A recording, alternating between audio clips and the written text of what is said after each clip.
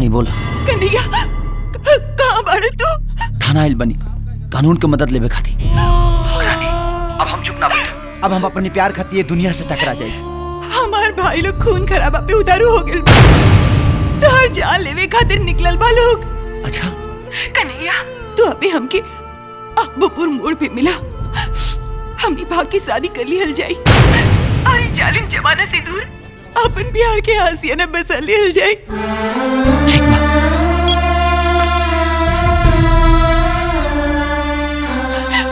भाभी हम कन्हैया से बहुत प्यार करे तानी, हम ओकरा से ही शादी करब। प्लीज भाभी हमार मदद करी, प्लीज प्लीज भाभी। जा बहुत दूर चल जा, भगवान तो उनके प्यार के सलामत रखे। अरे यार इतना पैसा से कुछ ना हो, तू फटाफट गैरेज पे जा और चाचा से कहा 20,000 रुपया की व्यवस्था करस, और हम जहाँ फोन करके बुलाए तू फटाफट चल।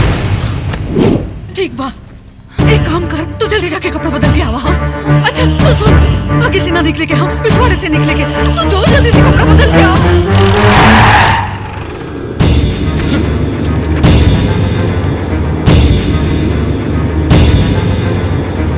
कन्हैया कहाँ बा?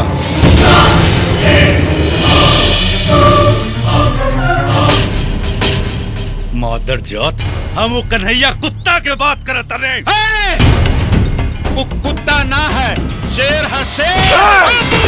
बता कहाँ बहु मादर जात, बता तो हम तोर हल्लक में हाथ डाल के निकल।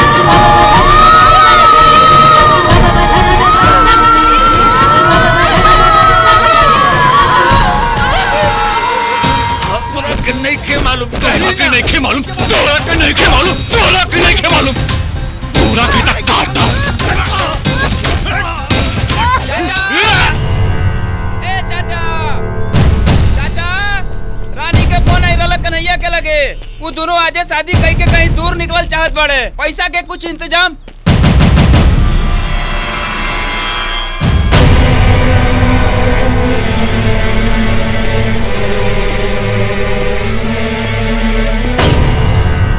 कन्हैया कहाँ बा? हमरा के नहीं पता कि कन्हैया कहाँ बा। अच्छा तो तोरो के नहीं पता कि कन्हैया कहाँ बा? नहीं।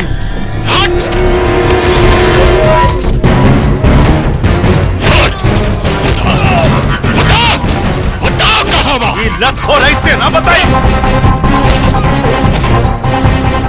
अगर अपन जान प्यारी बा तो बता दे कन्हैया कहाँ बा।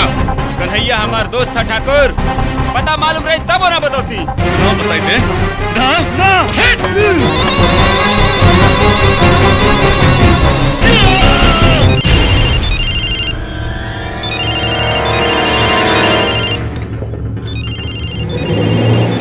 कन्हैया लड्डन बात करी मादर जात की आवाज में। हेलो, पैसा के इंतजाम हो गई? हाँ भैया, तू कहाँ बड़ा? हम रानी के साथे बने और हम शिव जी के मंदिर के पास जाता नहीं, तू लोग वही जी लेके आ जा। हाँ भैया ठीक बा, आओ तनी। शिव जी वाला मंदिर।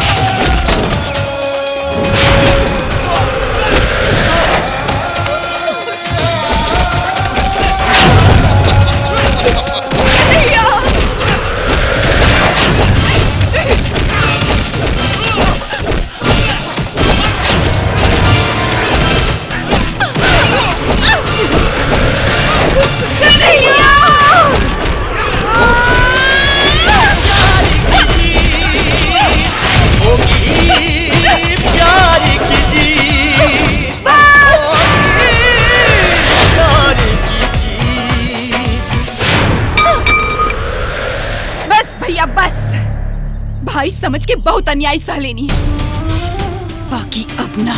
वही रिश्ता के मुंह देख के हमने और तोर हर गलती माफ करत रहनी, और आज फिर एगो आखिरी मौका देता नहीं। चुपचाप घरे चला और भुला जाए एकरा के। तू कोनो हाल में एकर दुल्हन ना बन सकीले। इनकर दुल्हन तो हम ओही दिन बन गल रहनी, जे दिनी प्यार के दुल्हा बन के हमार दिल में समायल रहले। अब तो इनकर प्यार खून बन के हमार नस नस में दौड़ रहल बा। तो हम तोहार सगरो खून बहा दे। अब तोहार बोली के जवाब हम ना, ई बंदूक के गोली दे। केकरा के डरावतानी? प्यार करे वालन के?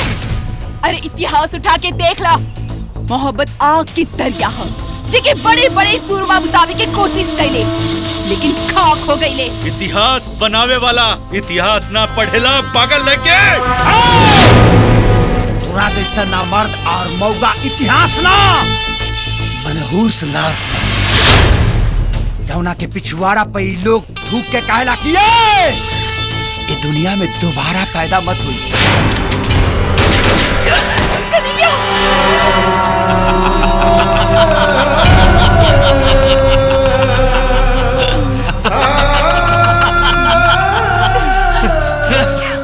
आज दुनिया देखी कि जमाना से बगावत करे वाला के अंजाम क्या होला। कन्हैया, आज ताकत और मोहब्बत की टकराव बा। जब तक जान में जान रहे, कायम मोहब्बत की शान रहे।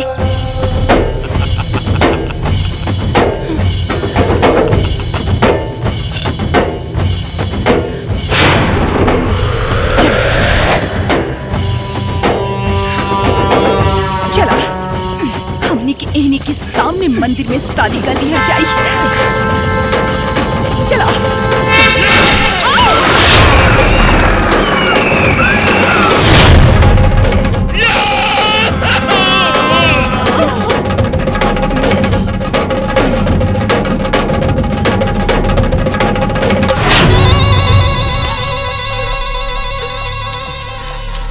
देख कितना कमजोर बाप,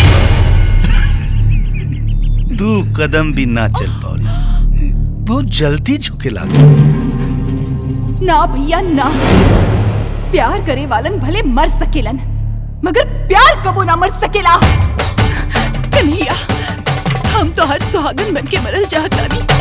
अपना खून से हमार मांग भर दो, और इस जाली मन के सामने अपना प्यार के जिता दो अपना प्यार के। मंगलम भगवान विष्णु मंगलम गरुड़ध्वज मंगलम पुंडरीकाक्ष मंगलाय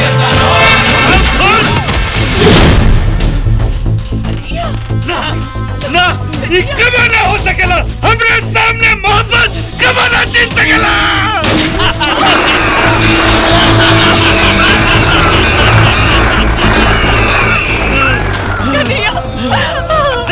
देख मुन्ना, देख मोहब्बत हारे लागल।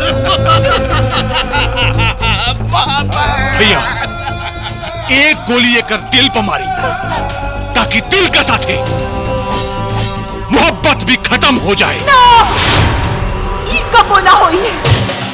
जौना दीनी मोहब्बत मर जाई, भगवान के सिंहासन डोल जाई, चांद की चांदनी सूरज के रोशनी फीका पड़ जाई। चाहे तो लाख कोशिश करना, मोहब्बत के फूल खिल के रही।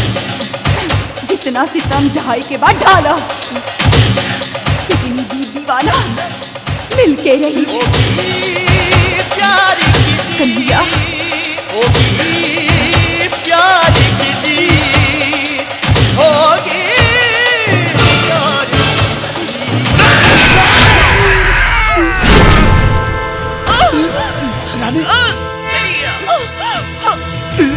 रानी,